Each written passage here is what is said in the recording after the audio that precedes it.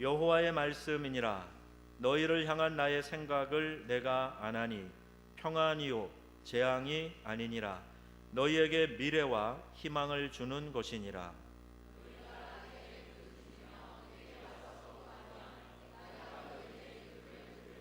함께합니다.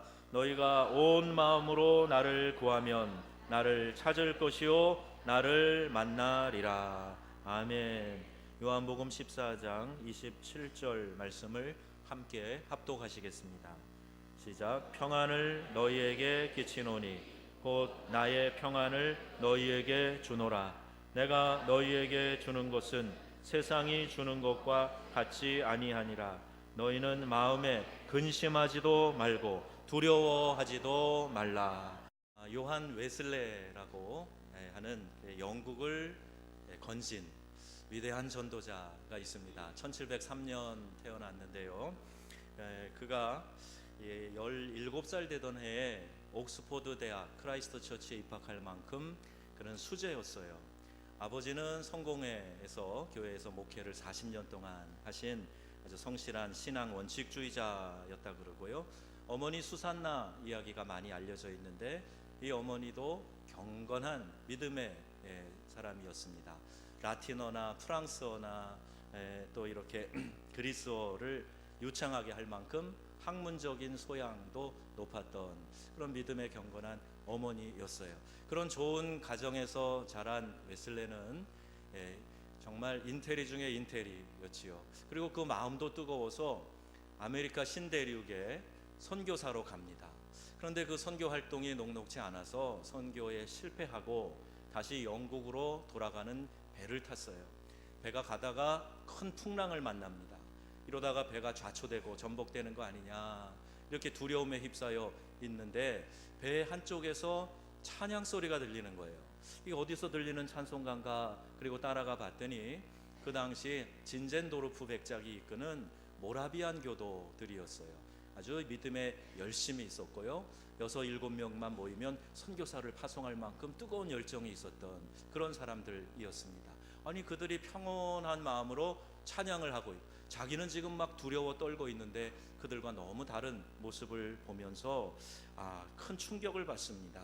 그리고 내 신앙이 형식적인 신앙이구나. 내 신앙이 가짜 신앙이구나. 나는 구원의 확신도 없고 내 의로 살았구나. 이런 것을 깨닫게 되는 겁니다.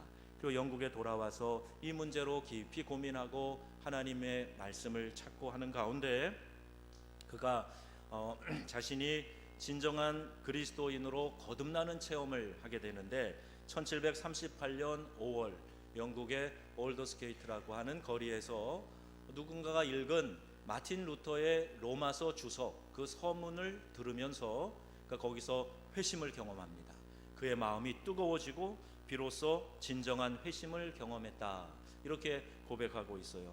평생 그는 40만 킬로미터를 말을 타고 다니면서 영국 전역에 복음을 전하고 그 당시에 많은 주변 나라들이 프랑스나 러시아가 피해 혁명이 일어나는 그때에 영국을 다니며 복음을 전해서 그 당시에 이 마을 사람들의 의식이 바뀌고 또 마을이 새로워지고 그래서 나라를 구하는 아주 귀한 역할을 감당했던 복음 전도자입니다.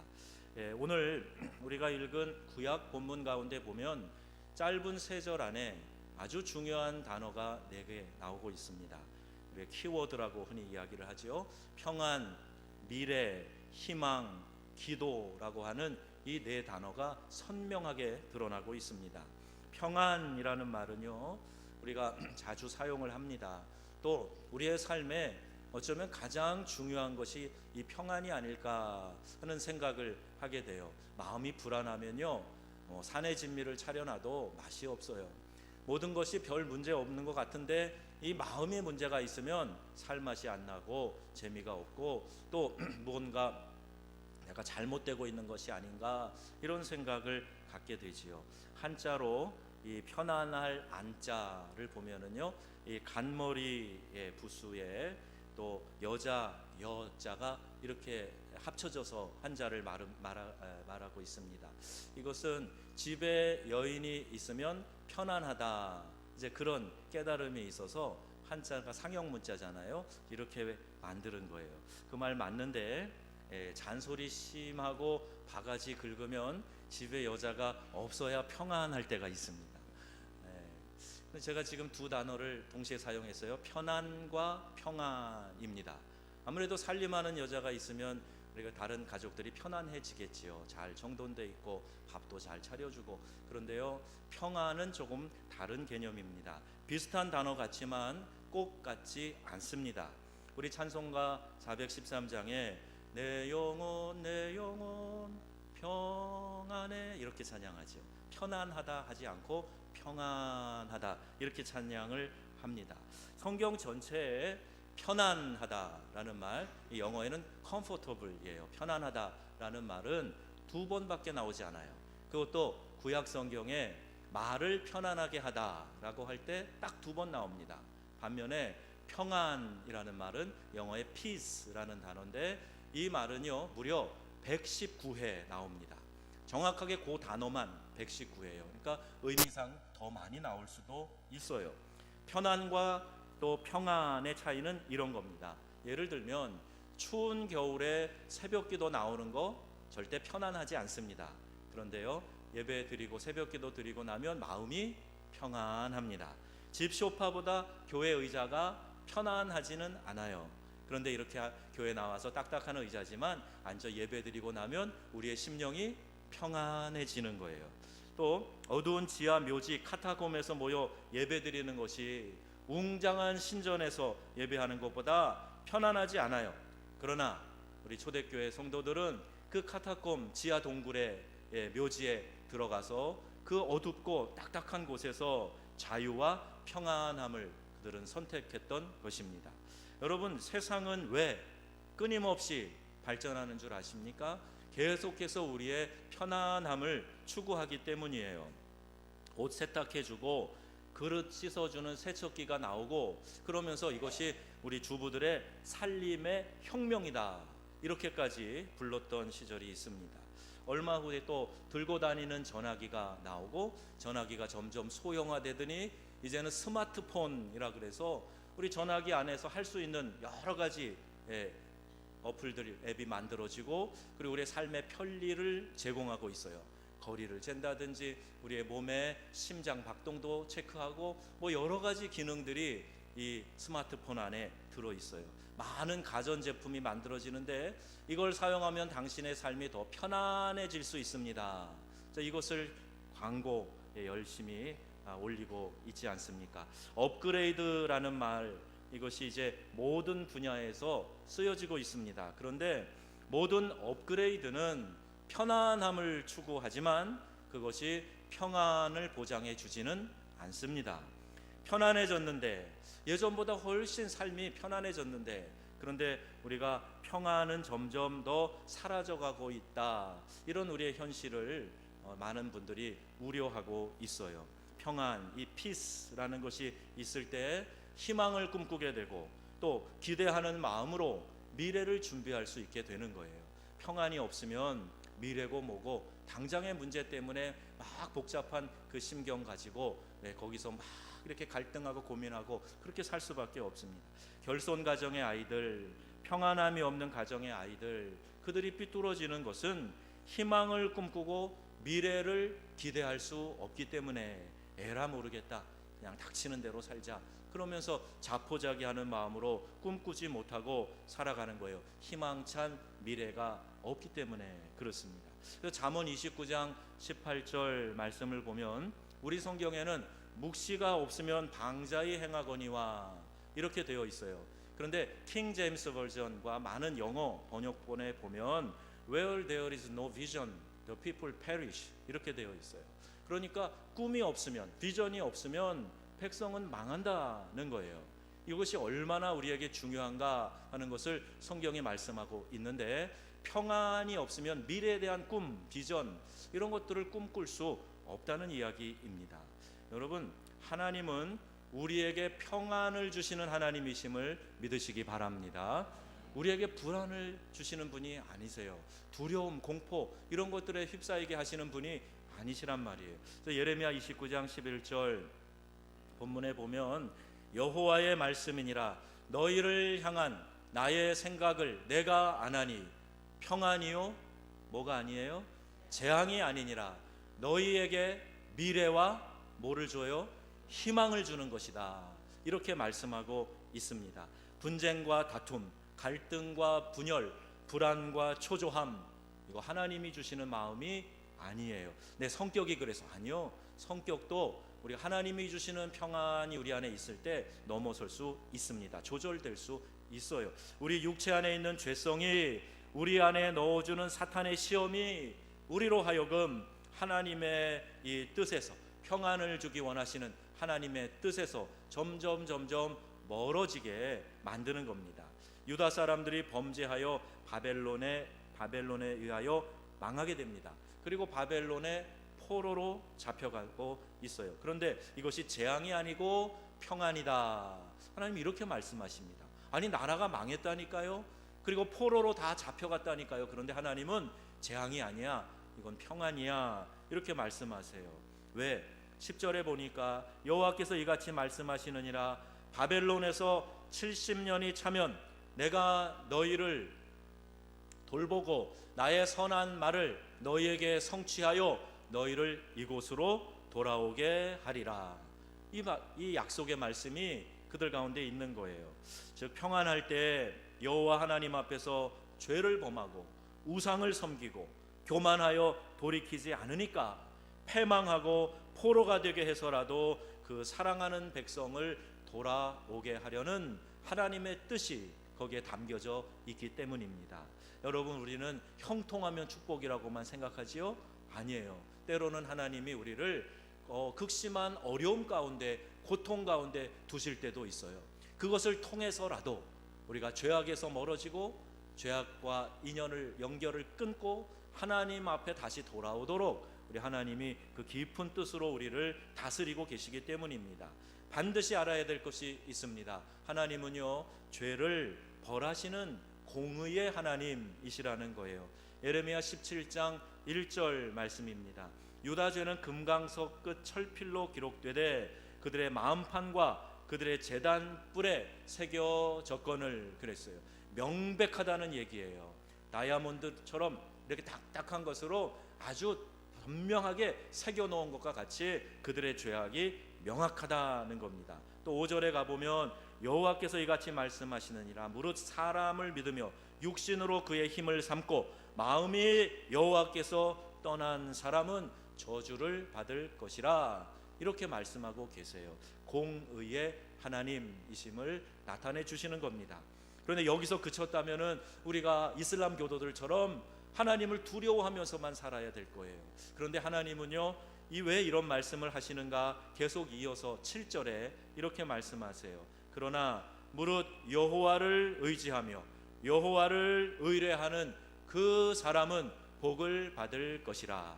아멘. 우리 함께 읽어보겠습니다. 시작. 그러나 무릇 여호와를 의뢰하는 그 사람은 복을 받을 것이라. 아멘. 이 말씀을 주시기 위해서, 사랑의 하나님 나타내 주시기 위해서 죄를 벌하시는 공의의 하나님을 성경은 분명하게 말하고 있습니다. 8절에 가보면 그는 물가에 심어진 나무가 그 뿌리를 강변에 뻗치고 더위가 올지라도 두려워하지 아니하며 그 입이 청청하며 가무는 해에도 걱정이 없고 결실이 그치지 아니함 같으리라. 누구에게요? 여호와를 의지하는 자에게, 여호와를 의뢰하는 자에게 이와 같은 복을 내리시겠다고 말씀하고 계세요. 여러분, 우리는 이 공의의 하나님과 또 주님을 따를 때 우리에게 복을 주시는 사랑의 하나님을 동시에 기억해야 할 것입니다. 엄마가 아이에게 너 그렇게 하면 매 맞아, 그리고 호통을 치고 때로는 회초리를 들어서 아이의 종아리를 때리고 그러는 것이 무엇을 위함입니까? 아이를 체벌하고 학대하고 아이에게 재앙을 주기 위해서 그렇게 합니까? 절대 아니지요. 아이가 잘못한 것, 그것을 고쳐서 그의 삶에 평안함이 깃들게 하기 위하여 야단치고 징계하고 채찍을 들고 하는 겁니다. 이것이 우리 하나님의 마음이에요. 하나님은요, 우리의 중심을 바라보고 계십니다. 오늘 예레미야 17장 10절에 나 여호와는 심장을 살피며 폐부를 시험하고 각각 그의 행위와 그의 행실대로 보응하나니, 이렇게 말씀하고 계세요. 우리 믿는 성도들, 내가 믿음으로 구원받았다고 해서 내 행위는 그 다음에 아무렇게나 해도 상관없다? 절대 그렇지 않습니다. 그 믿음이 정말 구원받은 믿음인가를 시험해 봐야 한다. 우리 야고보서 강해를 통해 계속 말씀해 드리고 있지 않습니까? 여러분, 살아있는 진짜 믿음은 우리의 삶이 주님을 향해서 더 온전해지도록 끊임없이 주님 앞에 기도하고 간구하고 성령을 의지하고 하나님의 도우심 안에서 성결한 삶으로 살아가는 그런 성도들이 되어야 되는 줄로 믿습니다. 그러한 삶이 구원받은 하나님의 자녀의 삶이라고 성경이 분명히 말씀하고 있어요. 하나님의 용서가 죄에서 돌이키지 않는 것을 그냥 눈 감아 주는 것을 의미하지 않습니다. 너 예수 믿는다고 했으니까, 교회 나와 예배 드렸으니까 내가 그냥 모른 채 해줄게, 이렇게 가리시는 하나님이 아니세요. 하나님 앞에 이 죄를 회개하고 주님 앞으로 다시 돌아올 때, 그때 하나님께서 무궁한 사랑으로 다시 묻지 않으시고 사랑으로 안아주시고 용서해 주신다, 이 말씀이에요. 여러분, 철저히 요만한 티끌만큼도 우리가 하나님 앞에 죄를 그냥 묻어두고 내가 잊었으니 하나님도 잊으셨을 거야, 이런 착각에 빠지는 성도들 아무도 없기를 주님의 이름으로 축원합니다. 꿩 사냥을 하는 분들이 가끔 우스꽝스러운 모습을 본다는 거예요. 꿩이 막 달아나다가 급하면 바위 틈에 수풀 속에 자기 머리를 콕 박고 숨었다. 그 사냥꾼도 나를 못 볼 것이다, 이렇게 착각하고 있다는 거예요. 그러면 가서 꿩을 그냥 잡아오면 된다는 거예요. 이게 얼마나 어리석은 일입니까? 그런데 우리의 영적인 삶에도 이 꿩 같은 짓을 하는 경우가 있어요. 하나님이 모르실 거야, 그리고 내가 잊어버렸으니까 하나님도 잊어버렸을 거야, 이런 생각하는데, 여러분, 해결되지 않은 죄는 절대로 가려지거나 잊혀지지 않습니다. 회개하고 돌이키고 하나님 앞에 철저히 통회하고 자복하고, 그리고 다시는 그 길로 걷지 않는 것, 이것이 메타노이아, 이게 회개예요. 이 회개를 하나님이 받으시고 그 다음에 용서해 주신다는 겁니다. 여러분, 옆에 있는 분에게 죄송하지만 한번 말씀해 주세요. 꿩 같은 신자 되지 맙시다. 한번 그렇게 말씀해 주세요. 꿩 같은 신자 되지 맙시다. 스스로 가린다고 가려지는 것 아니란 말씀입니다. 하나님은 중심을 보세요. 우리의 마음을 훤히 다 들여다보고 계십니다. 29년간 같이 산 제 아내는요, 제가 뭘 생각하는지 기가 막히게 맞춥니다. 제가 속이 좀 잘 보여서 그렇기도 하지만, 이렇게 오래 같이 살면서 그만큼 많이 알게 된 거지요. 서로에 대해서 알게 된 거예요. 그런데 하나님은요, 우리를 지으신 분이세요. 우리가 태어날 때부터 우리를 아시는 분이, 아니 모태에서 조성될 때부터 하나님 우리를 알고 계시다 그랬어요. 그분이 우리를 만드셨는데 우리를 모르시겠습니까? 그분께 무엇을 숨길 수 있겠습니까? 말 안 하면 하나님이 모르시겠습니까? 배 밑창에 들어간 요나가 풍랑의 원인을 깨닫게 하셨고, 또 밭을 판 돈을 감추고 이것이 전부라고 성령을 속였다가 그 자리에서 쓰러져 죽은 아나니아와 삽비라 이야기는 초대교회 모든 성도들에게 그 하나님의 어미하심과 죄악을 용납지 않으시는, 성령을 회방하는 것을 용납지 않으시는 우리 하나님의 마음을 그들에게 전해 주셨을 거예요. 하나님은요, 징벌을 통해서 악을 제하시고 당신의 백성이, 사랑하는 하나님의 자녀들이 죄악에서 돌이키고 바른 길로 살아가기를 원하시는 거예요. 오늘 고쳐서 희망찬 미래를 열어가게 하시는 것, 이게 하나님의 뜻이라는 말입니다. 징계가 없고 평안하고 모든 게 잘 되는 것, 이게 축복이 아니라, 하나님은 그 사랑하는 자를 징계하시고 여호와를 경외하는 자를 마치 아비가 그 기뻐하는 자를 징계함 같이 하시느니라. 잠언 3장에 이렇게 말씀하고 계세요. 하나님의 징계를 서운해하고 원망할 이유가 하나도 없습니다. 감사함으로 받으면 후회할 것이 없다고 말씀하고 있어요. 하나님이 깨닫게 해주시고 징계를 주실 때, 아, 이게 하나님의 징계로구나, 내가 회개해야 되겠다, 돌이켜야 되겠다, 그렇게 마음만 먹으면 돼요. 그리고 하나님 앞에 자백하고, 하나님 아버지 긍휼히 여겨 주세요, 용서해 주세요, 다시는 제가 이와 같은 길에 서지 않겠습니다. 이렇게 철저히 회개하고 나갈 때 하나님의 한없는 긍휼과 사랑은 다시 한번 여러분을 안아주시고 새로운 길로 이끌어 주실 줄로 믿습니다. 여러분, 이 회개의 복음이 선포될 수 있는 이 강단이 얼마나 좋은지 몰라요. 이런 얘기 할 때마다 마음에 비유가 상하고, 또 이런 얘기 듣기 싫어하고, 왜 저런 말씀하는가, 이런 성도들이 없는 교회가 정말 좋은 교회예요. 여러분 안에 이 진리의 말씀이 깊이 새겨져서 주의 말씀 안에 철저히 돌이켜 회개하고 믿음으로 하나님 주신 축복으로 희망찬 미래를 평강 가운데 열어가시길 주 예수님의 이름으로 축원합니다. 우리 주님도 말씀하세요.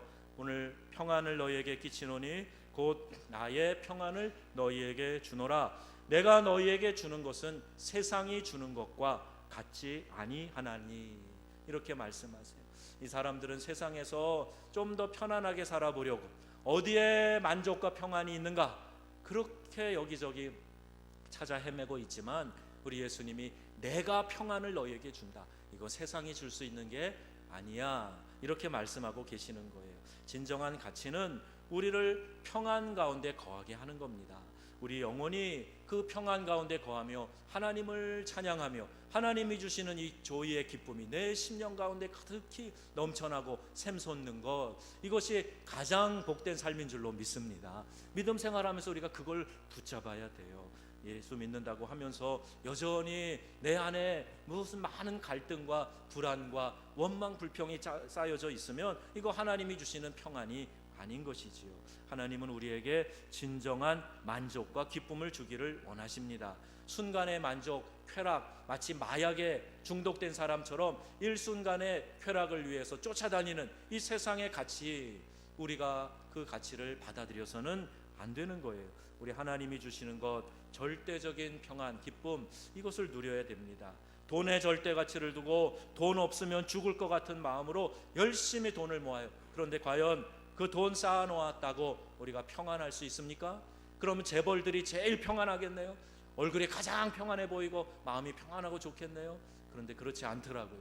돈을 많이 쌓아놓은 분들이 오히려 더 불안해하고 지키는 문제 때문에 쩔쩔매고 극단의 선택을 하는 사람들이 그 집안에서 나오고 그러더라고요. 돈이 문제가 아니에요. 명예를 소중히 여기고 권력을 얻어보았던들, 그것이 여러분 평안을 보장해 줍니까? 절대 그렇지 않아요.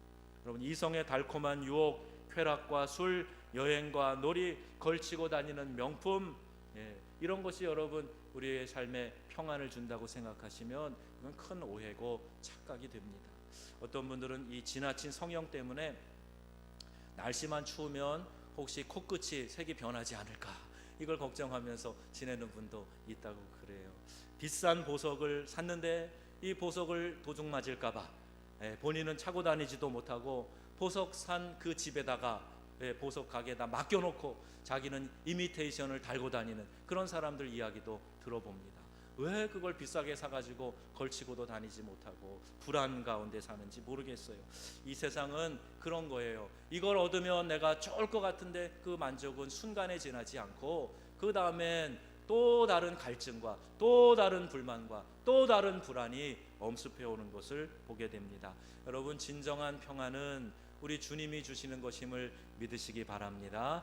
내가 그 평안을 너희에게 준다, 우리 주님이 그렇게 말씀하고 계세요. 이 세상에는 대가 없는 공짜 하나도 없지만 우리 주님은 이 복음을 우리에게 거저 주셨어요. 가치가 없어서가 아니라 너무 큰 가치가 있기 때문에 우리가 그 무엇으로도 이것을 살 수 없는 것이기 때문에 하나님께서 이것을 우리에게 거저 주신 겁니다. 아들 예수를 십자가에 죽게 하시고 속량하신 것, 우리가 어떤 공로로도 이것을 살 수 없어요. 그래서 하나님께서 그 아들 예수를 우리에게 보내주시고 누구든지 예수를 믿기만 하면 우리에게 영생을 주시겠다고 이렇게 약속해주고 계시는 거예요. 너무 쉬우니까 가치가 없다고요? 아니요, 절대 그렇지 않아요. 우리가 능력으로 감당할 수 없어서 하나님이 오늘 이것을 우리에게 주셨어요. 그리고 그 하나님께서 우리에게 말씀하시는 것은 너희에게 평강이 있을지어다. 이렇게 말씀해 주고 계세요. 부활하신 주님이 두려워 떨고 있는 제자들에게 나타나십니다. 문도 꽁꽁 닫아 걸고 두려워하고 있는 그때, 우리도 잡혀가서 죽게 되는 거 아니냐, 이런 불신앙과 불안 가운데 있을 때, 그때 예수님이 그 안으로 들어오셔서 너희에게 평강이 있을지어다, 이렇게 제일 먼저 평안을 선포하신 것입니다. 오늘 우리 가운데 계신 주님, 우리를 바라보시면서 우리의 심령에 제일 먼저 하나님이 주시는 말씀이 뭘까요? 너희 가운데 평강이 있을지어다. 이 말씀을 우리 주님이 오늘 주기를 원하시는 거예요. 평화 평화로다, 하늘 위에서 내려오네.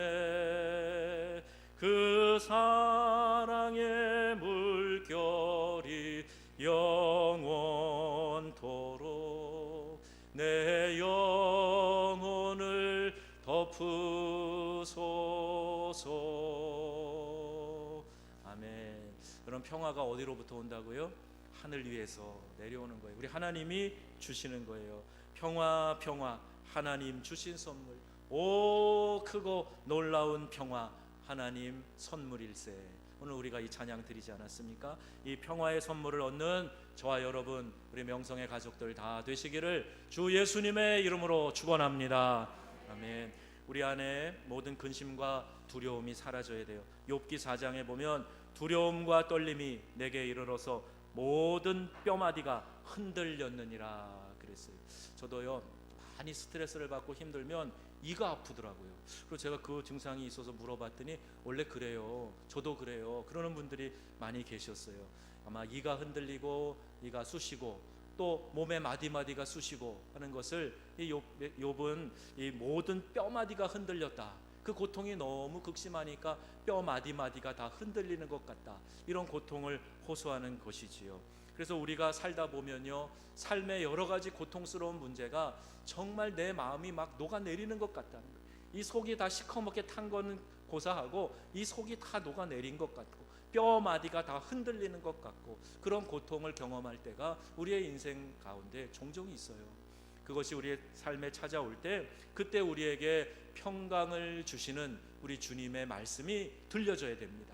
아, 예수님은 평화의 왕이시고 그 평화의 왕이 나에게 평안을 선포해 주셨으니 주님, 제가 믿습니다. 주의 평안 가운데 거하기를 원합니다. 그리고 내가 선택을 해야 되는 거예요. 이 세상에 근심된 일이 많고 참 평안이 없었구나.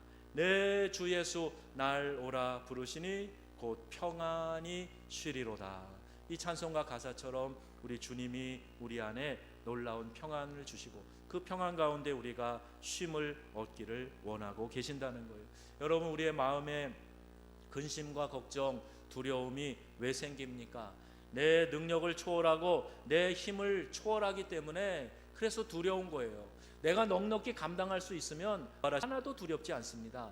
그런데 감당하기 어려울 때, 내 능력을 초과한다고 생각할 때, 그때 어려운 거예요. 내 생각과 판단이 빗나가기 때문에 근심, 걱정이 나를 엄습하게 됩니다. 그런데 여러분, 걱정, 근심, 불안, 두려움, 이것을 한마디로 하면 우리 믿음의 세계에서는 불신앙이라고 이야기하는 거예요. 내가 걱정하고 두려워하고 근심하는 거, 이게 다 불신앙이에요. 내 안에 믿음이 빠져나간 것만큼 내 안에 두려움과 걱정, 이런 것들이 찾아오게 되는 겁니다. 여러분, 하나님을 철저히 신뢰하지 못하는 데서 찾아오는 불청객이 바로 이와 같은 것들이다 생각하시고, 근심과 두려움이 내 마음의 문을 두드릴 때 절대 여러분 마음의 문을 열어주지 마세요. 거기를 여러분 받아들이지 마세요. 두려움과 근심에 쌓일 때 우리가 가져야 할 것은 하나님이 나와 함께 하십니다 하는 이 임마누엘의 신앙이에요. 여호수아 1장에도 보면 내가 내게 명한 것이 아니냐, 강하고 담대하라, 두려워하지 말고 놀라지 말라, 내 하나님 여호와가 너와 함께 하시느니라 하시니라. 아멘. 이 말씀이에요. 하나님이 나와 함께 하시는데 왜 두려워, 왜 놀라고, 왜 불안해하느냐? 하나님이 너와 함께 하셔. 즉 임마누엘, 하나님이 너와 함께 하시오. 그러니 두려워하지 말아라, 믿음을 가져라, 이렇게 말씀하고 계시는 겁니다. 나 혼자가 아니에요. 하나님이 나와 함께 하신다 하는 이 믿음이 있을 때 우리가 강하고 담대할 수가 있어요. 우리 믿는 성도들은 세상에 내놓아 보면 약한 존재들 같아요.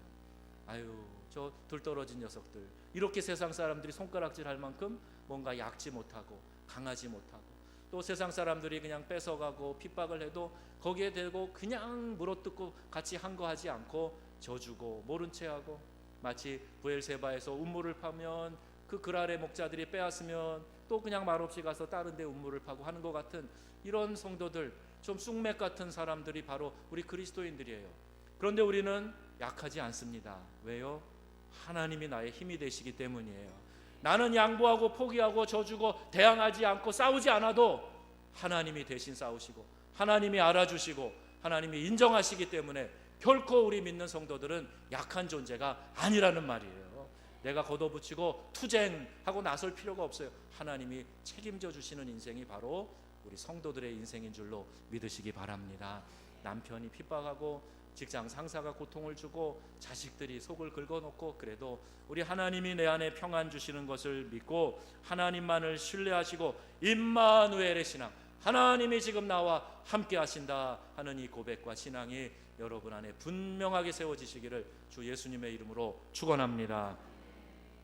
개들은요, 주인에 대한 신뢰가 철저해서 주인과 함께 있을 때는 자기보다 덩치가 몇 배 큰 놈을 만나도 앙칼지게 짖습니다. 믿는 구석이 있는 거죠. 그 주인을 믿기 때문에 그래요. 이 개보다는 믿음이 좋아야 되지 않겠습니까? 우리 꿩 같은 신자는 되면 안 되고 개와 같은 그런 믿음을 갖는 그런 신자가 돼야 돼요. 너무 줄여서 하시면 나쁜 말이 되니까 개와 같은 믿음을 갖는, 하나님을 철저히 신뢰하는 그런 믿음의 신앙인이 되어야 됩니다. 근심에 사로잡혀 있으십니까? 전능하신 하나님 앞에 기도하시기를 바랍니다. 시편 기자처럼 이렇게 간절하게 하나님께 기도해야 돼요. 시편 31편 9절 말씀에 여호와여, 내가 고통 중에 있사오니 내게 은혜를 베푸소서. 내가 근심 때문에 눈과 영혼과 몸이 쇠하였나이다. 이렇게 고통 가운데 하나님 앞에 나아가서 여호와여, 내가 고통 중에 있습니다. 여호와여, 내가 근심 중에 있습니다. 은혜를 베풀어 주시옵소서. 그리고 하나님께 나아가는 거예요. 여러분, 무엇이 교만인 줄 아세요? 기도하지 않는 게 교만이에요.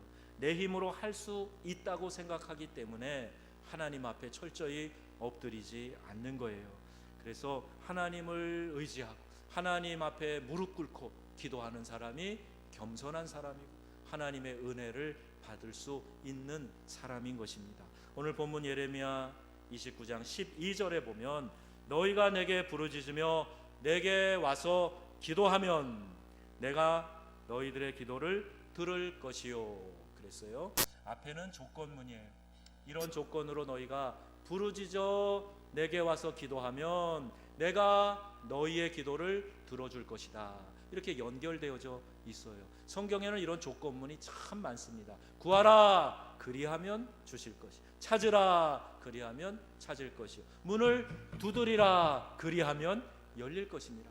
앞에 원인이 나오고 그 다음에 결과가 나오는 거예요. 13절에도 보시면 너희가 같이요, 너희가 온 마음으로 나를 구하면 나를 찾을 것이요 나를 만나리라. 아멘. 온 마음으로 구하면, 나를 구하면 나를 찾게 될 것이고 나를 만나게 될 것이다. 이렇게 분명히 말씀하고 있습니다. 우리의 믿음의 행위와 그 행위에 대한 결과예요. 아무것도 하지 않고 간절한 마음으로 하나님 찾지도 않고 나는 은혜가 없어요, 내 삶에는 아무런 기적이 없어요, 아무런 응답이 없어요. 당연한 거예요. 하나님은 오늘 이렇게 말씀하시잖아요. 간절한 마음으로 하나님을 찾고 하나님께 구하면, 온 마음으로 찾으면 내가 너에게 나타내 주리라, 내가 너에게 응답해 주리라, 이렇게 말씀하고 있지 않습니까? 우리가 새 일의 동안 37, 21일 동안 이 다니엘 릴레이 기도 하고 있어요. 여러 성도님들이 다녀가셨어요. 이렇게 와서 부르짖어 기도하는 성도들 보면요, 제 마음이 얼마나 좋은지 몰라요. 마치 바통 터치하는 것처럼 시간이 30분 정각 이렇게 교대되잖아요. 그때 이제 한 분은 들어오고 한 분은 나가고, 그리고 기도의 골방에 앉아서 기도하는 그분들을 보면서 제 마음 진한 감동을 느낍니다. 또 저도 그 기도의 골방에 들어가서 무릎 꿇고 앉으면 사방이 다 차단돼서 하나님 앞에 독대하는 그런 느낌이에요. 하나님과 내가 지금 단둘이 이야기하는 것 같은 그런 마음이 들어서 얼마나 마음이 감격스러운지. 그래서 그때의 기분을 제가 한 단어로 표현을 했는데, 좋다, 좋다, 이 순간이 참 좋다, 그런 마음에 밀려왔어요. 여러분 주님 앞에 나와 부르짖어 기도했으면 하나님께서 들으신 줄로 믿으시기 바랍니다.